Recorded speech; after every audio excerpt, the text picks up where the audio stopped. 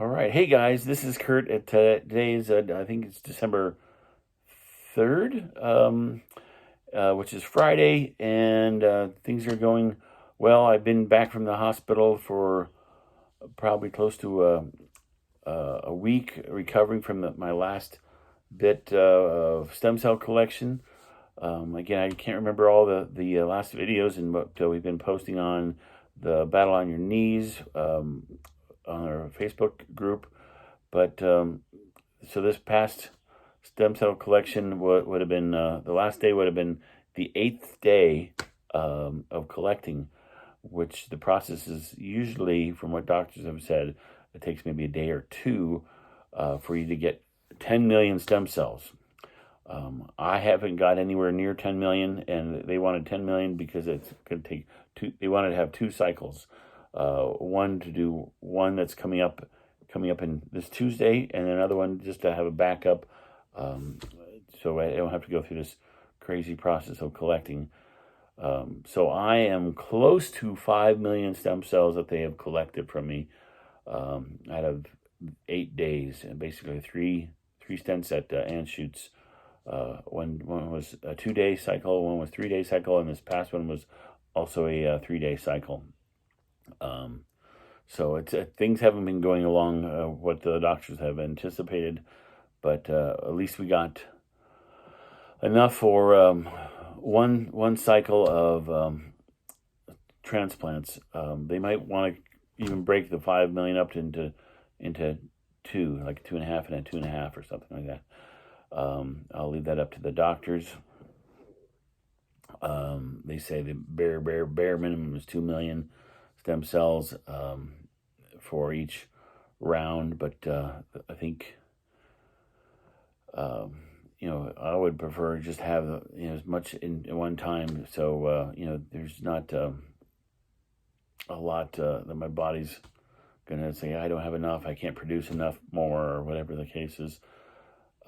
But anyway, that's sort of where we're at. So again, I'm going into Anschutz on Tuesday, this coming Tuesday in a few days. Friday, Saturday, Sunday, Monday, Tuesday. So in about 4 days. The first 2 days is just settling in and doing a lot of processing and checking my blood and all those other things. The next day, I believe, is doing a lot of a high dosage of chemo to kill all the rest of the bad cells in my system. And then there's day 0 and then day 1. I believe day 1 is the day when they start the actual transplant. When they've I don't even know how many bags I've done. So I'm assuming since 8 days, they'll have 8 bags. They might even have more because some of the doctors had said I had so much blood in one bag, they have to usually split it up into 2 separate ones for some reason. So who knows? I might have anywhere from 8 to 10 bags that they'll have to put these stem cells back into my system. It's doctors say it's sort of anticlimactic because it's just the whole process of getting through this, and then all you're doing is hooking your IV to a bag and let it drain into you. There's not a lot of excitement with that, but you are connected in there for maybe a day, maybe even 2 days is what they're thinking with as many bags as I have. And then from there, it's all up to God, my body, to process how my stem cells are I don't want to say take root, but it's getting into my system and mixing along with my other cells and adapting to that. So because it's all my own stem cells, hopefully my body's not going to have too many problems with it. They do say when you get transplants from a donor, your body keeps fighting those cells because, I don't see this. This is not natural to my environment, so they keep fighting. But all these are all my cells, so my body should hopefully accept them very well. But definitely need your prayers. I definitely need your involvement, your encouragement. I think your body just goes through a lot of stuff just with a lot of fatigue, You're more susceptible to viruses because your white blood cells are down, and you're more susceptible to fevers and lots of fatigue, certainly, and you just feel lousy. So I'm going to be at the hospital for 2 weeks, maybe even more. But they say I should be home before Christmas. And then there's just going back home and recovering. And they say you might feel very lousy for maybe even 2 months. But with all that, you have to keep going back to the doctor. They check your blood. They'll ask you all the different questions about how you're feeling, and are you having any fevers, and that kind of stuff. And then just a short distance away from UC Health here in Fort Collins. If I run into fevers at home, I'm just a short distance, and they'll check me out and help figure out what my body's doing and with all that. But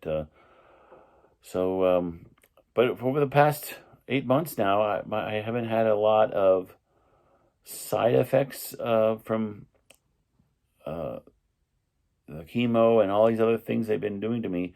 So I think my body's doing pretty good. Certainly lost a lot of my hair, had a lot of fatigue and different sores and GI problems and that kind of stuff. So I've been having that, but not anywhere near what some people have gone through. Some people have a lot of nausea and headaches and a lot of feeling lousy all the time. I've been feeling good. Definitely my spirits are always high, and people serving me. My beautiful wife and my kids they're home a lot with school and working from home. So I have a lot of time to recover in my bedroom, and people tending to things that I need, which I feel like a king in a lot of ways. So and then certainly a lot of you guys have been coming to our house and praying over me and over our house and our family. It's just a very stressful time for our family. I'm now off work permanently, so there's some level of stress with that. So anyway, continue to pray for me, and as soon as I get some more updates about what the transplant's going to do, I will let you know. But apologize for not making a video as earlier than I should, but it's sort of been an unusual time, and I didn't know how much information I could pass on to you. But I love you guys, and keep praying for me, and I've certainly been praying for everybody dealing with this whole pandemic, and our health workers and the heroes with all that. But it's not been easy, but God is getting us all through this, and I know it. So anyway, I love you guys, and we'll talk to you soon.